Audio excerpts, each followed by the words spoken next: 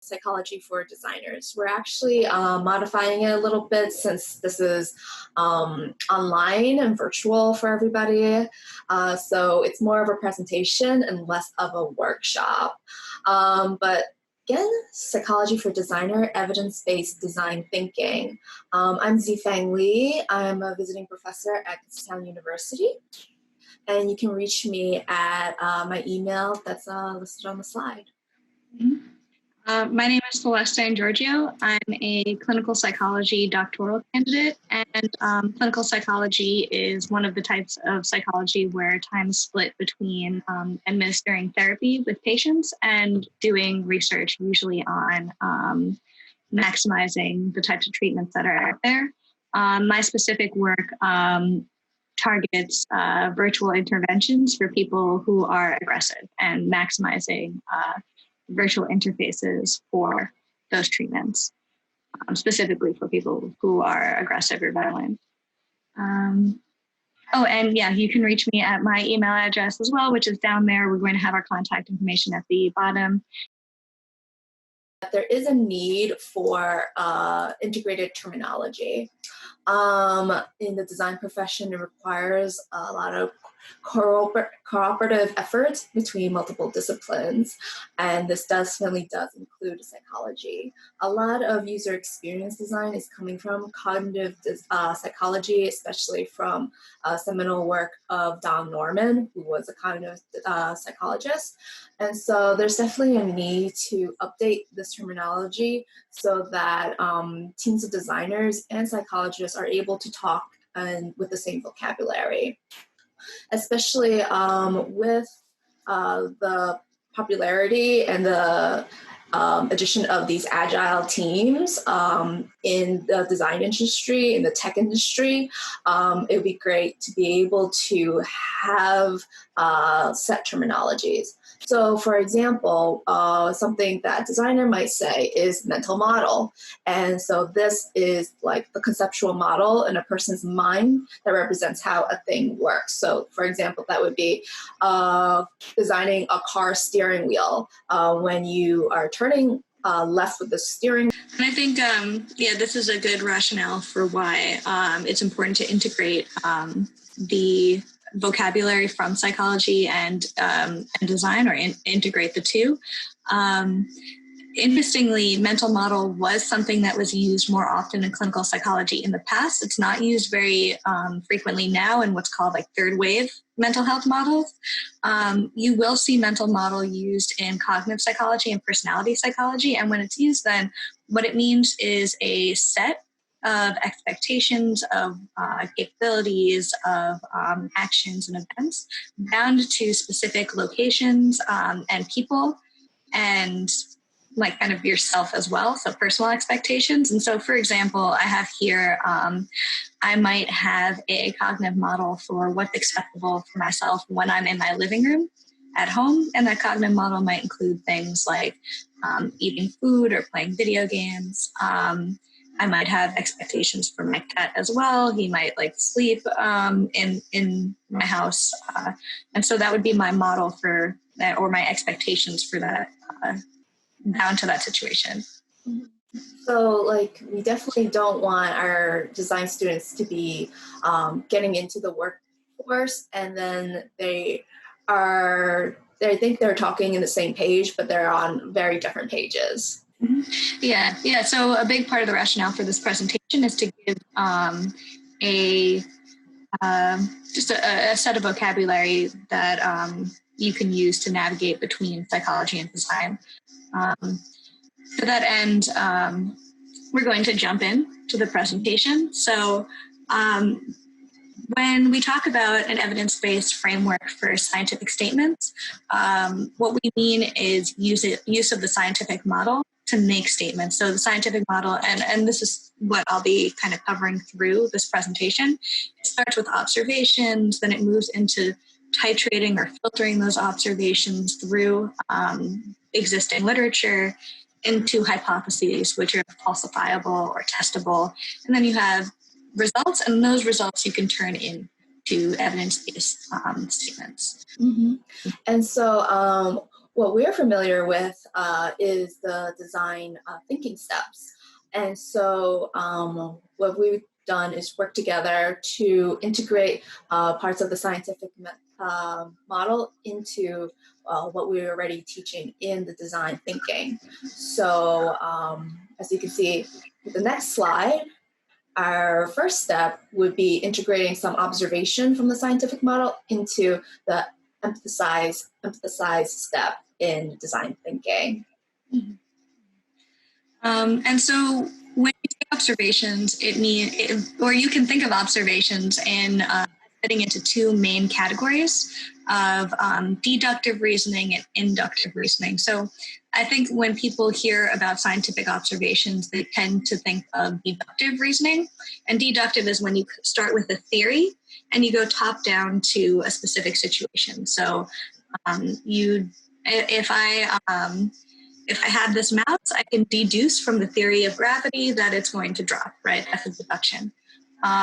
Inductive is bottom up. So it's taking a set of observations and then making a statement.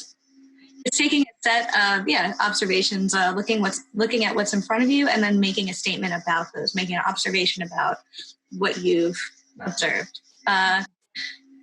I put Sherlock Holmes here in this picture because I think people tend to associate Sherlock Holmes with making deductions, right? I've deduced, but he actually tends to induce a lot more. He tends to look at a series of clues and then make a theory or an observation based on the clues that he sees. To illustrate this more further, I have two examples. So I might take my dog out walking 30 times over 2 weeks. And of those 30 times, of those 30 kind of events, the dog poops outside half of the time, right? So the dog poops outside 50% of the time. So from these observations across the events with my dog, I induce or I make an observation that dogs can be trained to poop outside, right? That's an inductive statement. A deductive version of the same observation would be, I know that animals have an instinct to cover their scent, right?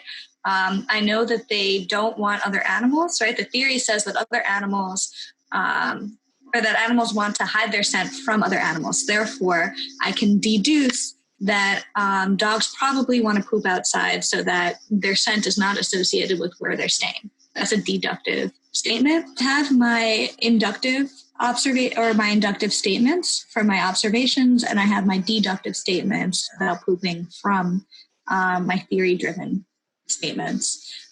So say that I want to take both of those deductive reasoning pathways and turn them into something for design. I've come up for our purposes with a app called PAP, the Poop app. I want to make an app that can train dogs on how to poop effectively, right? So I want to make a housebreaking app to ease the speed of housebreaking for dogs. Inductively, my questions would be, do my observations apply to other dogs? Deductively, my questions would be, what scientific theories can I gather from the field to design this dog training app to effectively maximize housebreaking? So now I have these series of deductive and inductive observations that I want to test, right? That means that it's time for me to move into the next phase of the scientific method, which is research. I'm going to research if there's other dog training apps. I'm going to research what measures these apps use. It's going to help me prepare for my falsifiable hypotheses. All right, so I know that this is a loaded slide, but I'm going to walk you through it so it kind of demonstrates how this research phase takes your initial observation and then filters them into becoming hypotheses that are testable. So I put here, because I think it is a point, especially in design, that you would examine if there's existing apps. So you can do that through like the App Store, be looking for if there's existing studies. And I really want to emphasize the importance of academic databases in doing this. So academic databases are, they aggregate specifically studies that are peer-reviewed or have gone through a rigorous publishing process.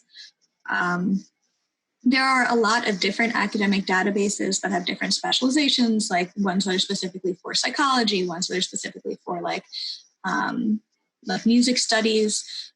For your purposes, Google Scholar should be a good aggregator. And that's what I've used in this example of developing the Poop app. There's so you start using these, the way to use these academic databases is to turn your observations into a set of keywords that you can search. And you can see at the top of Google Scholar, I put I started with the keywords that are on the left side here, which are dog training, digestive reflex, and housebreaking. So the digestive reflex represents this more deductive type question. I know that I used to work in animal medicine, so I know that there's this kind of reflex where 20 minutes after an animal eats, they kind of get stimulated to poop, right? So can I take advantage of that digestive reflex, or are there any studies on the digestive reflex and housebreaking? So that's why I chose those keywords. And then what you do is you refine your keywords based on the results that you get. So on the right-hand side, you can see that in this example, the keywords are much different than what I initially started with. I added journal in the beginning because I wasn't getting any scientific journals. I also added breed because I wanted to make sure that my findings or that the papers that I found generalized across different dog breeds. I also want to bring your attention, you'll see an orange arrow on since 2016. So that's why that emphasizes that it's important to filter your results. A finding from a housebreaking study for dogs in the 1910s or even in 1965 or 1980 may not necessarily generalize to dogs nowadays. It certainly won't be using the same technology that's available now. And so that's why you want to find things that were published fairly recently.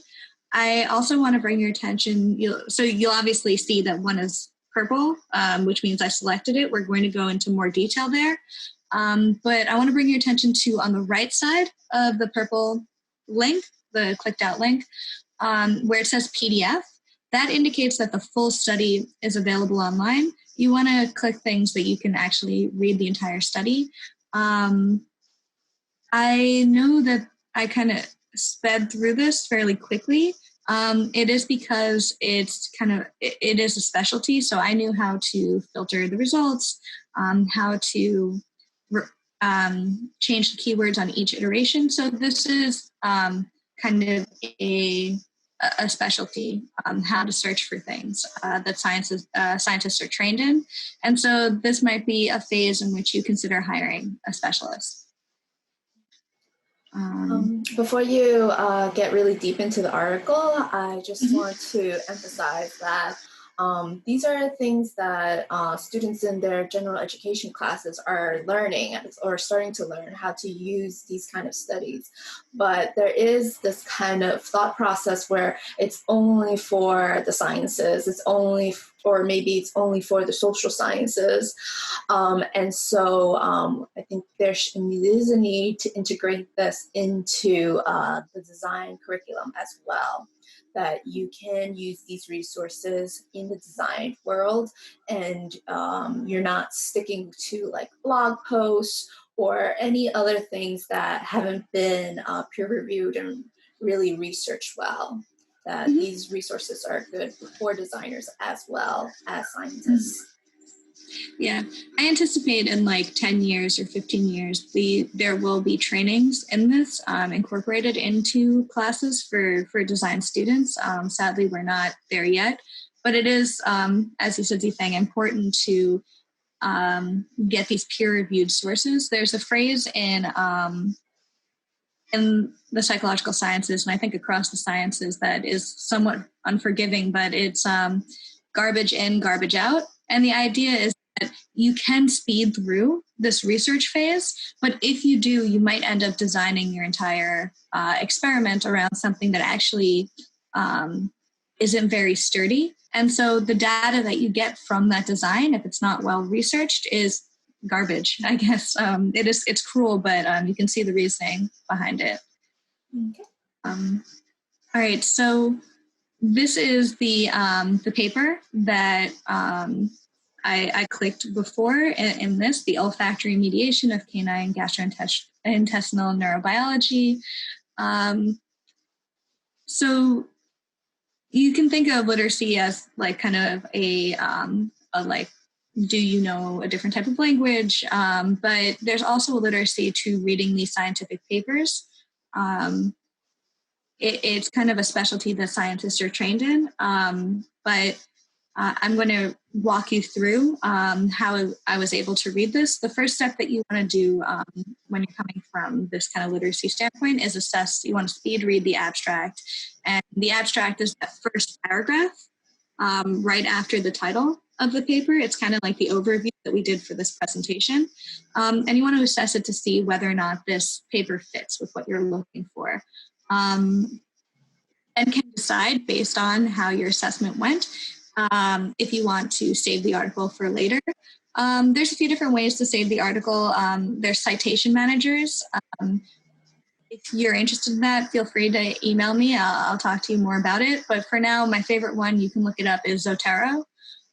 You can also, it's pretty easy to just paste the link of the articles that you find to read later into a Word document or like an Excel document. You can then repeat assessing abstracts and saving articles until you have like 5 for each question that you want to investigate. Because we're doing kind of a speed run right now for our purposes, I'm only going to investigate this one, but know that that's kind of not typical. For experiments, there's usually around like 60 or like 80 studies. So I have a few points highlighted here. I understand that it's blurry, so what I'm going to do is I'm actually going to pull up the study and I'm going to walk you through just the assessment of the abstract. So the paper is the olfactory mediation of canine gastrointestinal neurobiology. So we have some introduction here. None of it seems to be fully related until we get to this point here, right? So specifically, the sphincter reflex appears to be scent mediated. So that's what they were looking at. Triggered by organic amines. And we have here that it's something about rural to suburban to urban settings has been interrupting this process, right? Because they're too sanitized. All right, so this tells me that this study does fit. It is something that I want to investigate further. I'm gonna go back to presenting this. All right. And so what I did here was I pulled out certain pieces of the study that were relevant. So I went to the methods section, and the methods section said that it's specifically plant aromas that helps. It talks about this sniffing and what they call the pawing defecation process that starts with sniffing. And then from a inductive standpoint, this might resonate with you guys. You might recognize that you've seen dogs doing this. And so as you can see, this is already helpful. It delineates what this process actually is in a more testable way. These arrows point to information from the study that I can just kind of riff for my design to test my product. So they said that they asked owners to record how long it took for their dogs to poop over 7 days, that they did it in the winter. And then they talk about how average defecation time being 2 minutes was good. It was 5 minutes without spraying the plantamines, and it was 2 minutes with plantamines. So we know now that 2 minutes is a good baseline. That's where we want to get our people who are using the housebreaking app we're making. So this is unrelated to POP, the poop app. But I wanted to bring your attention to certain types of studies that might be helpful for you when you're designing things so these are things that you can put in as keywords.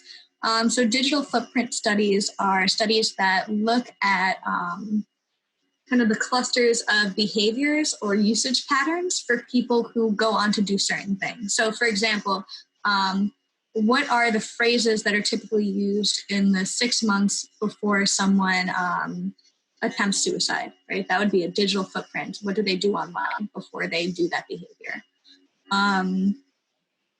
There's also psychosocial characteristic studies. So what are the characteristics associated with someone who does a certain thing online? So for example, people might have, I'm going to split this into correlational, which is like a snapshot in time of characteristics and behaviors, and then longitudinal, which is how does the characteristic that someone has change in time along with their usage of an app, right? So people who have high anxiety or having high anxiety is associated with use of like Snapchat, number of uses of Snapchat per day, versus as people use Snapchat, their anxiety or usage of Snapchat tends to be associated with increases of anxiety over time. Unrelated, you're probably not going to look these up, but there are some landmark studies that could be helpful for you to know about when designing. So landmark studies mean studies that pretty much described big concepts that you can use to deduce how you might design things. So two of my favorite landmark studies that can be translated into design are the health belief model. So how do people encounter health information when it's presented to them? How do they like filter that information? And the elaboration likelihood model, which is when people are closed off to new information, how can you get them to process it? We've completed our research, as Fang said, and we're going to, and since this is the speed run, we're going to have less hypotheses.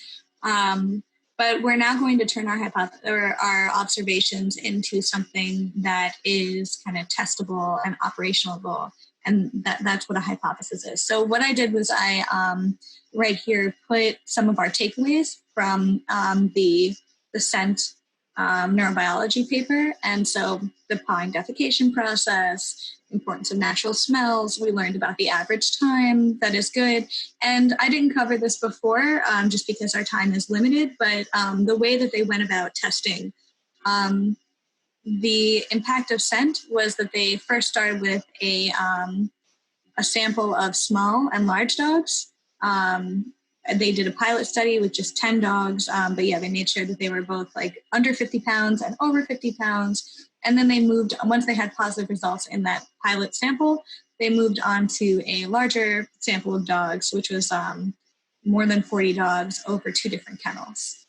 All right, so here are my hypotheses based on what I initially observed and then what I read in the Brady et al. Paper. So a marketable housebreaking app will educate dog owners about the pawing defecation process so that they don't interrupt it. So you probably, again, this is kind of inductively, but you've probably seen people walking their dogs and then their dog starts like sniffing, starts pawing, and then they kind of impatiently pull their dog. And so my hypothesis here is that maybe people are interrupting the process just because they're not educated about it. They don't know that their dog is sniffing and spinning and pawing and stuff. And then I have 2 separate hypotheses that are mostly derived straight from the Brady et al. Paper, which is that maximizing housebreaking would be training owners to select places to bring their dog where their dog is most likely to defecate. So a good housebreaking app will point owners in the direction of choosing plants, walking their dogs over to plants so that their dogs might poop there, especially if they're in cities or suburbs. A good housebreaking app will also just provide scented products. Like essential oils or something that can like be sprayed that make something smell like plants if there's no plant smell to be found, right? So some owners might either not have access to plants where they can walk their dogs to, or don't have the patience to do that. And so a good housebreaking app will provide those resources. All right, so what I've done here is I've turned these hypotheses into things that are testable, right? Using those Brady et al. Findings. So I am going to, so when it comes to the pawing defecation process, I'm going to have a video interactive component that educates the owner, like something that's fun and engages them to learn about this pawing defecation process so that they don't interrupt it. And my hypothesis is that when owners complete these modules, the dog's average speed of defecation will increase to that 2-minute baseline that we've determined before. I also hypothesize that the owner's perception of the speed at which the dog poops will increase, right? Because we want people to perceive that their dog is pooping more quickly. If people don't think that this app is working, then they're less likely to use it, right? Even if the average time to poop is faster. Perception is also important. And then I turn those two hypotheses into one testable one for the point 2 here, my second research question, which is having a natural or using natural sense, whether they're walking their dog over to it or scenting things, will increase the average speed of defecation. Mm-hmm. So I just want to take a little note that even though we're doing very few hypotheses, that we're starting off from a very kind of top-down approach. We're not going into the nitty details of the design of an application. It's more of again, more of the overall results that we want. It'll be our multi-day workshop.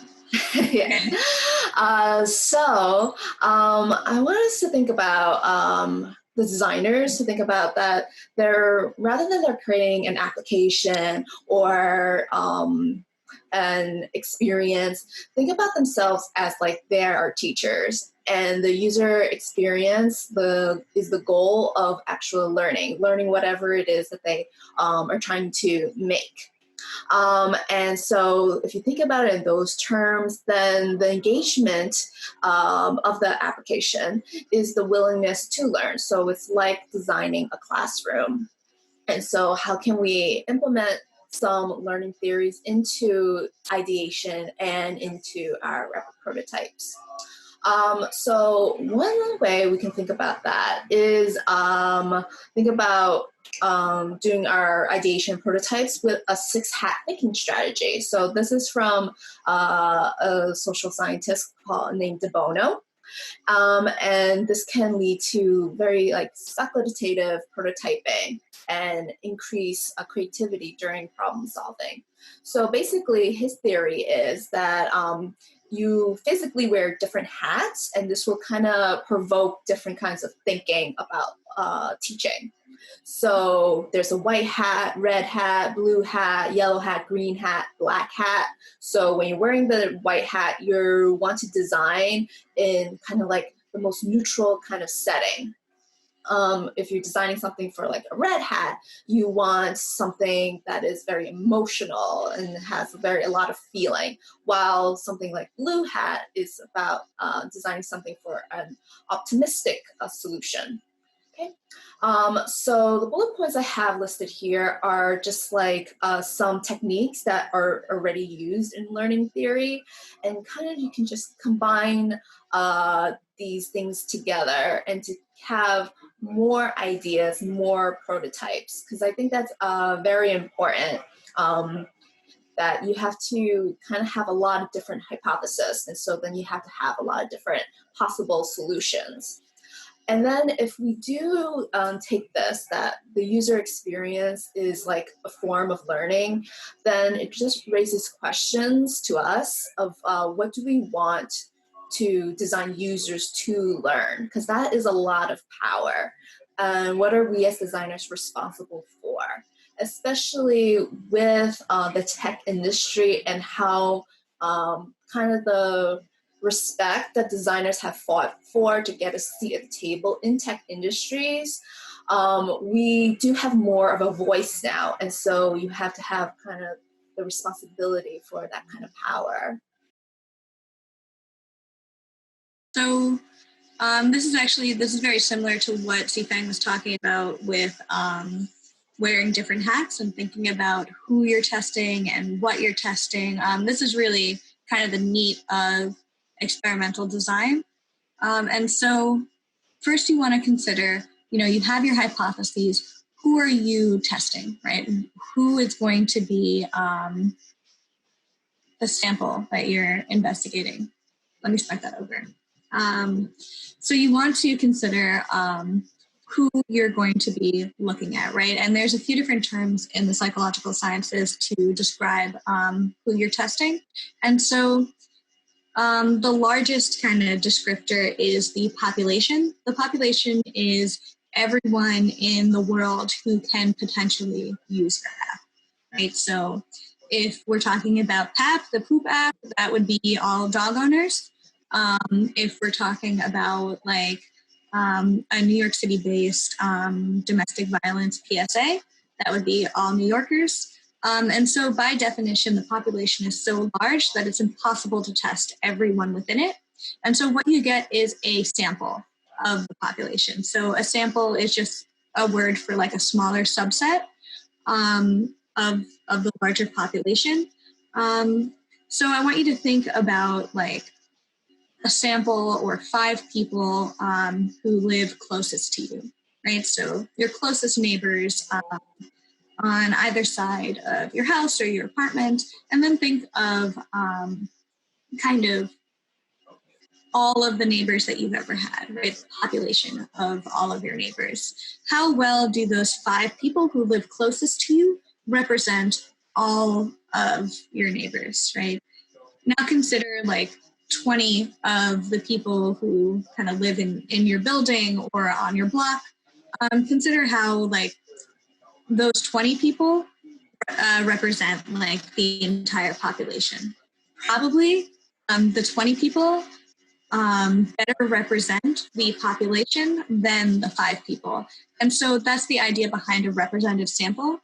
When you're designing an experiment, you want to be very mindful of your collection strategies so that you get a representative sample of the people who are going to be using your product in this case.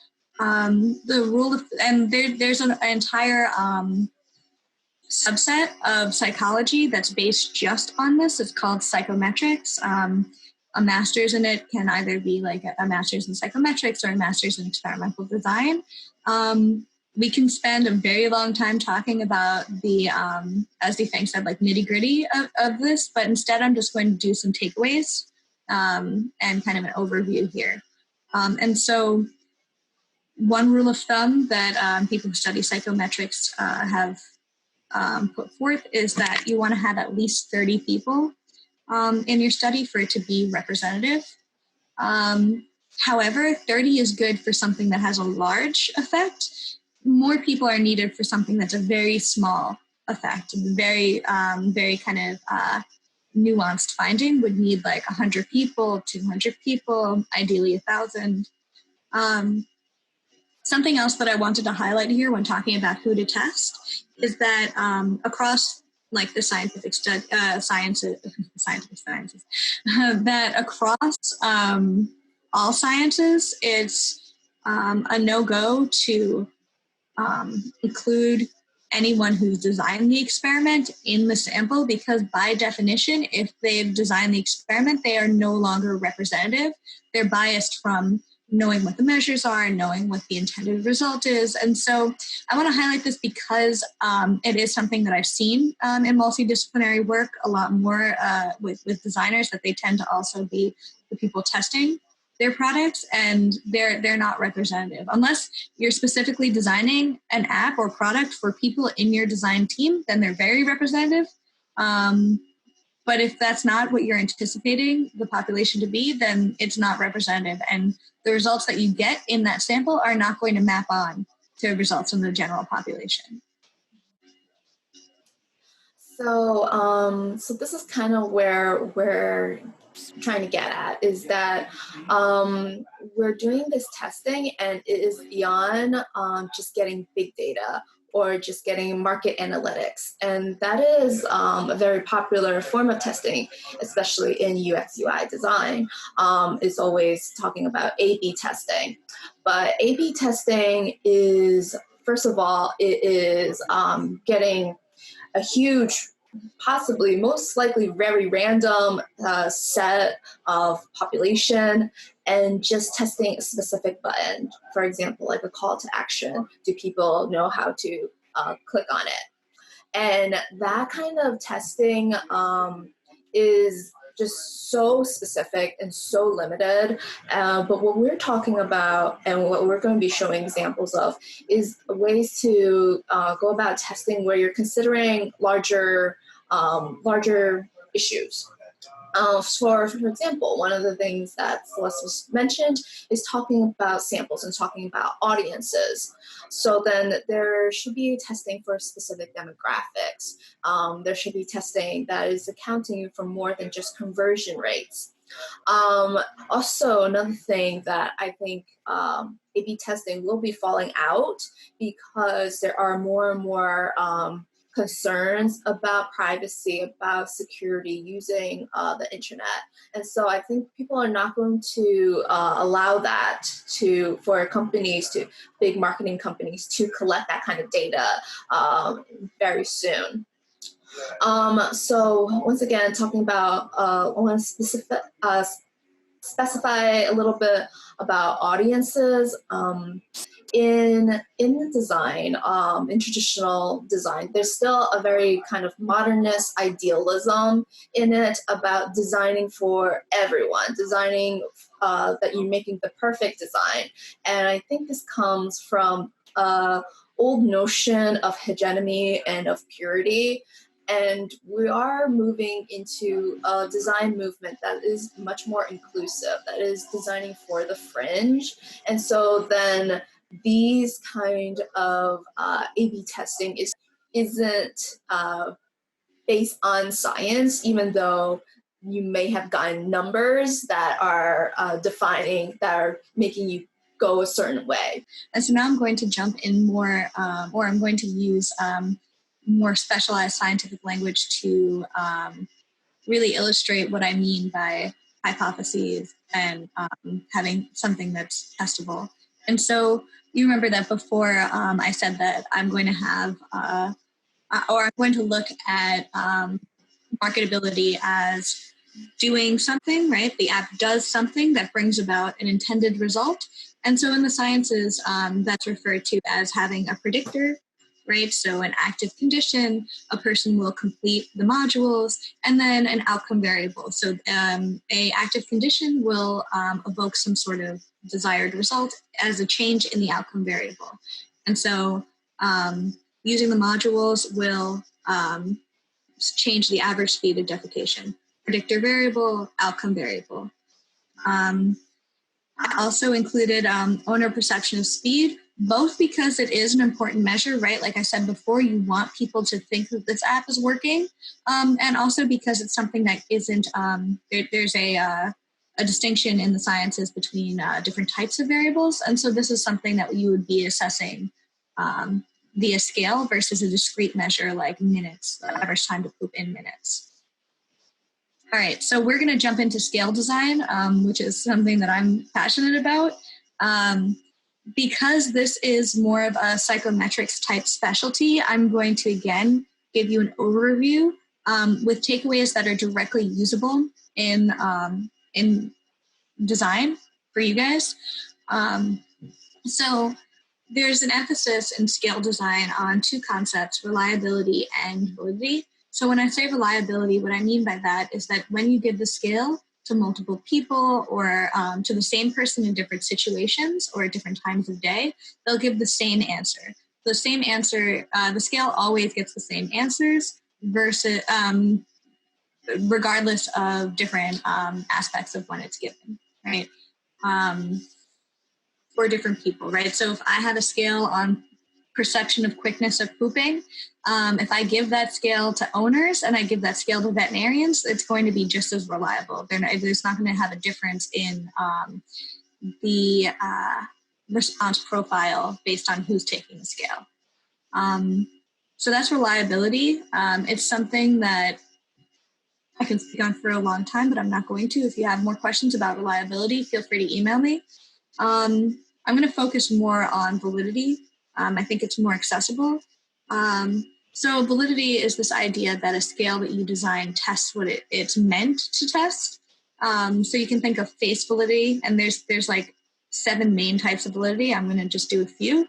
So face validity is how much a question on the scale looks like it's testing what it's meant to test. So for example, with my poop app, my dog goes to the bathroom faster after using the app. Right? Very straightforward. That's what the scale means to test, and that's what the question says, right? It corresponds one-to-one.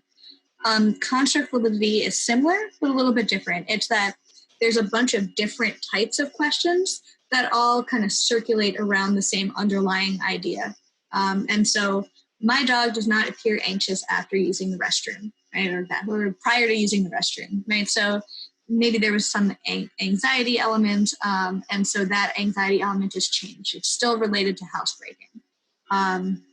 My dog runs to the door when it's time to use the bathroom. So again, this is a question that's related to that same idea of housebreaking, but it's not a one-to-one relation. And I'm going to go into why it's important not to have questions that are too transparent. But first, I want to give you just a few more takeaways from psychometrics. First of all, in scientific studies, we tend not to design a questionnaire or scale for each study. It's much more, your experimental design will be much more reliable and valid if you use something that is already out there, right? So I looked at that, I forget his name, but I look at the olfactory paper, and it says that average speed, like a slow average speed of pooping is 5 minutes, and a fast average speed of pooping is 2 minutes. So that saves me the time of proving that those are helpful numbers, right? I can, if someone asks me why is this a good time, I can point to that paper rather than having to do the extra work. And I imagine that if I investigated that author's paper more, I would find out that he also didn't create that baseline, that he probably got it from another study. And so there's a legacy of using the scale versus trying to make something from scratch. You'd be surprised how many scales are out there that you don't have to do the legwork of reinventing the wheel to make. Another rule of thumb from psychometrics is that it's better to have multiple choice scales than fill-in scales. And there's a lot of reasons for this, but if you want to have a good level of multiple choice answers, you want to have something from 1 to 5. And you always want to include what the scale is, right? Because people can get confused when they see 1 to 5. So it's helpful, as you can see here, this says strongly disagree, undecided, agree, strongly agree. You can just put that above each 1 to 5 on your scale. Another thing I've seen in some scales for design is that they tend to have loaded questions. So a loaded question is something that looks like it's asking one question, but it's 2 questions in one. So for example, here I have, since starting to use this app, my dog does not appear anxious and seems to run to the door to use the bathroom. That puts a lot of pressure on your participants to decide, or your users to decide which part of the question that they're answering, right? What if their dog does appear anxious but also runs to the door? Better to just have that in 2 questions, because it'll really undermine the reliability and validity of your paper. Your experimental design.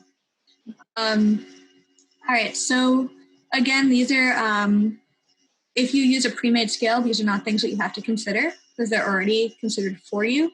But there's certain types of biases that people have when they're completing a scale that your scale design can take into account and plan around. So I'm going to give you a few of the main biases that you can incorporate into your scale design. So lazy responding is when someone tends to hang out at one extreme of the scale.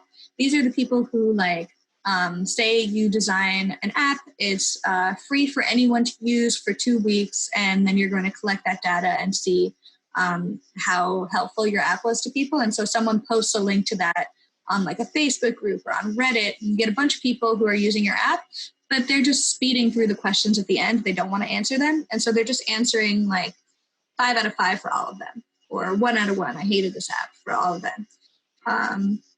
So the way that you can design your scale to test for these types of responders is to just direct them on a few questions to do something different. So for this question, please answer 3 as your response. So the person who's doing lazy responding is they're not even reading the questions, they're not going to catch that. Another type of bias to design around is positivity bias. So that's someone who, for whatever reason, just maybe they don't want you to feel bad, but they endorse every item on your scale, right?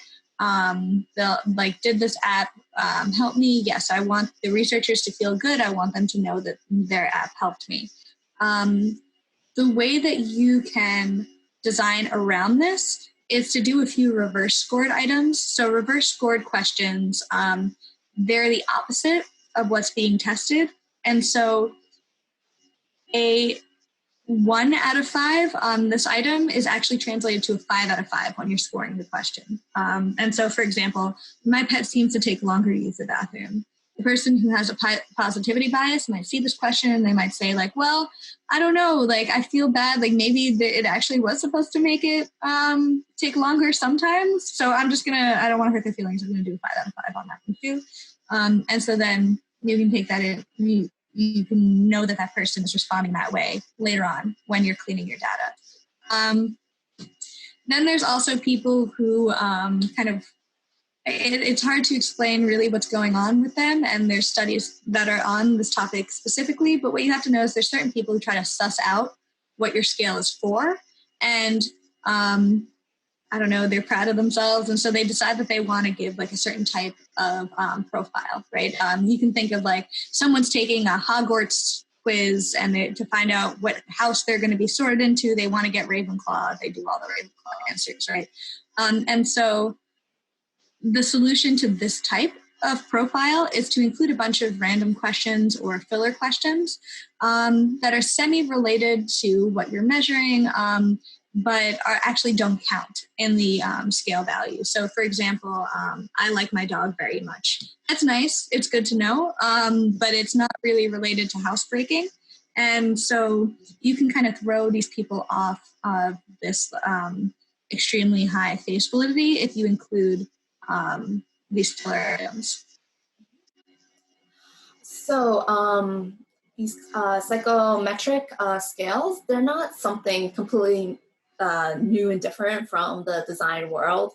Like there has been examples of these using scale and getting data into scales and making graphs out of it in design tests.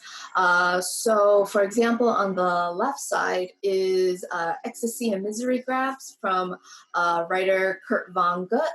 And as you can see, like, for example, I'm going to concentrate on the boy meets girl. So this is used for like narrative design. So as you can see in the boy meets girl graph, it goes up and down. So the higher something is, that's closer to ecstasy. The lower something is, it's closer to misery. So it's starting off very neutral, it's in the middle. And then boy meets girl, so it's getting higher in the ecstasy. And then there's some kind of conflict. And so, for example, maybe the girl has a boyfriend, and so then he's going really down into the misery part of the graph.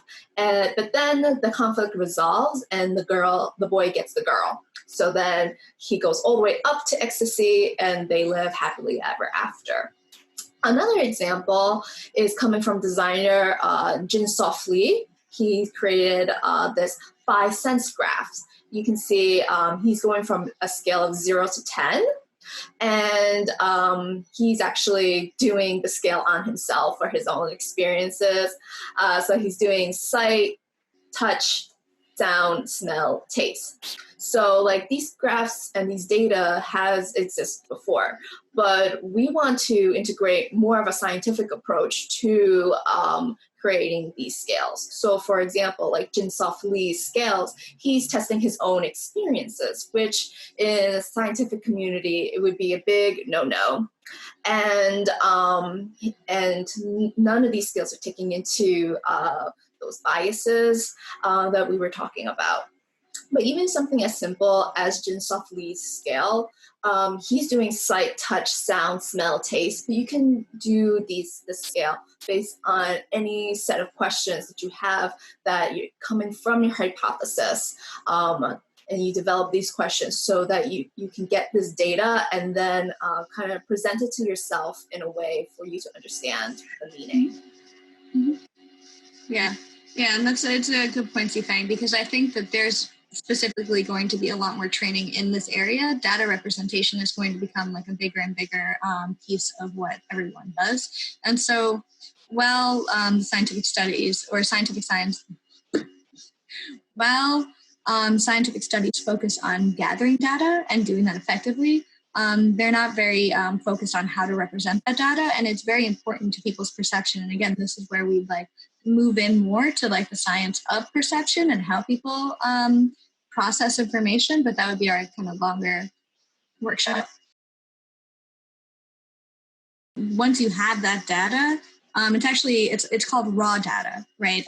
So this is what I was talking about, where like scientific studies are focused on collecting data accurately, not so much on how that data gets presented to others. And so you have raw data, which is just straight from your app or straight from people, and then you have to clean the data. So I'm not going to go into this. This is where like a stats class would start.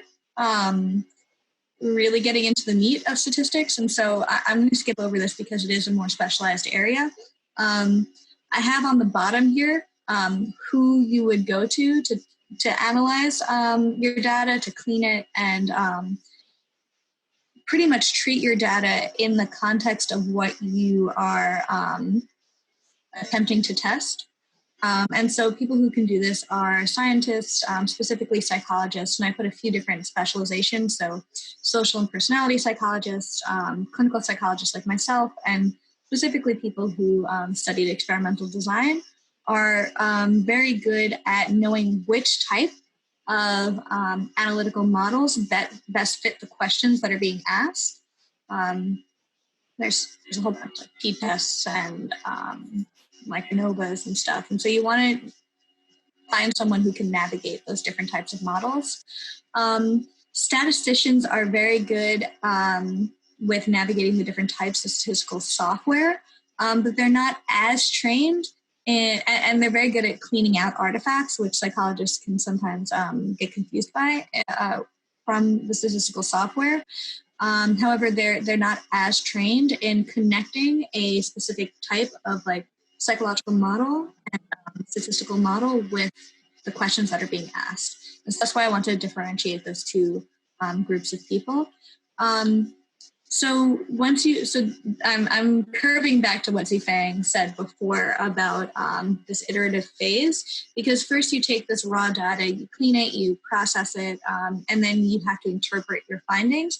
And those interpretations are what you use to do the next iteration. So your interpretations turn in to your observations. You restart the process, and you can save yourself some legwork in the research phase. If you already have a group of studies that you used the first time you ran through the scientific method. You're going to have to find more, and we're not going to start this presentation over to go through it again. But I want to first focus on what the results are for this the speed run of PAP, the PUPAP. So you got a psychologist and a statistician. They analyze the results from people using the app and completing the scales.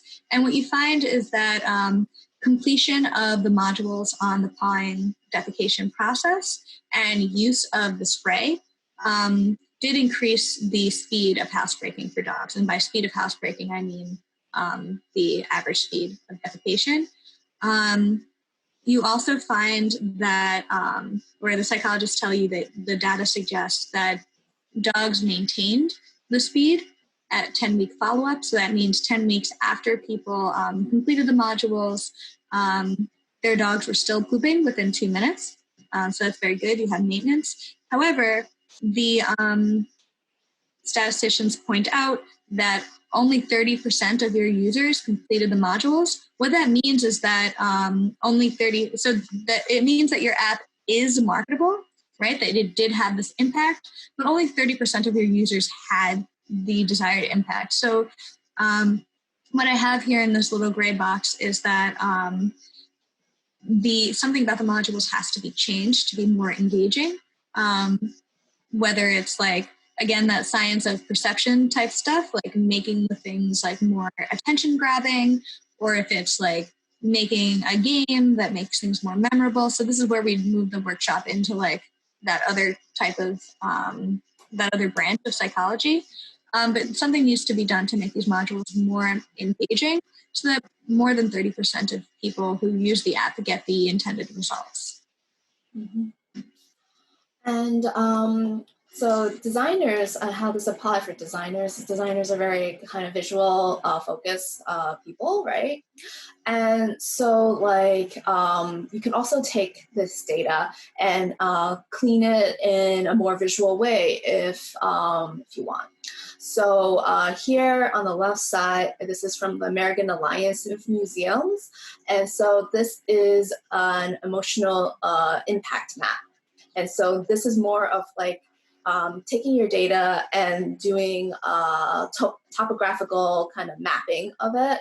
And so like the darker colors are, the more there is a kind of emotional impact. So that was what they were trying to measure. It was emotional impact.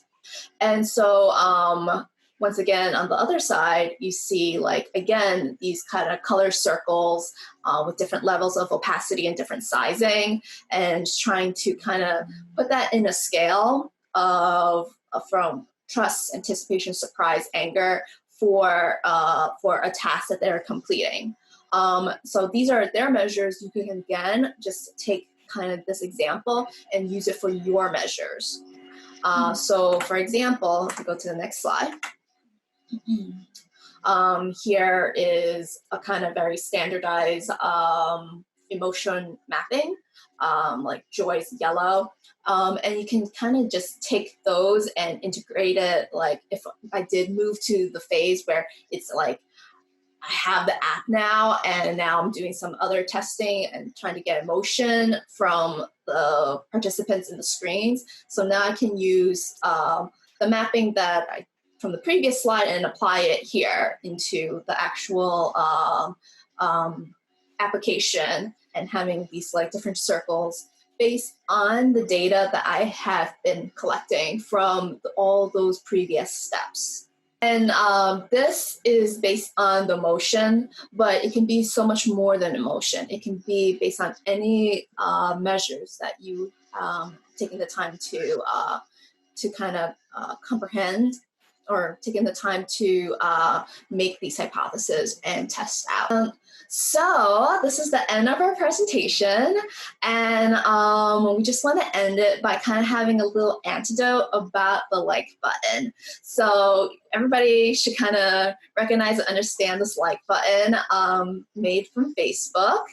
And this like button, it was created by one designer and someone was helping him as well. But they were just pulling an all-night hackathon at Facebook headquarters. And they were just, the designer of this, they just was thinking, oh, I want like a positive affirmation. I want to create something so someone can say, yay, good job. And that was like the whole thought process behind the like button. So they made it one night. They gave it to Facebook's executives. The Facebook executives thought it wouldn't do anything. They thought it really wasn't like anything special, that you can just make a comment, so why do you need a like button? But they decided to roll it out anyway. And then to everybody's surprise, it was a very dramatic impact. And we can all recognize the impact of the like button today, especially on various social media websites, Facebook, Instagram. And it's been well documented that the like button has caused many negative consequences. Addiction to social media apps, doing things for the likes that might not be very mentally healthy, need for that constant affirmation. So it was originally intended as like a positive thing, good job, but now there's just this big need to be constantly affirmed, and it has increased feelings of isolation. So so you can see the power that design has on society, on our community, on a local and international level.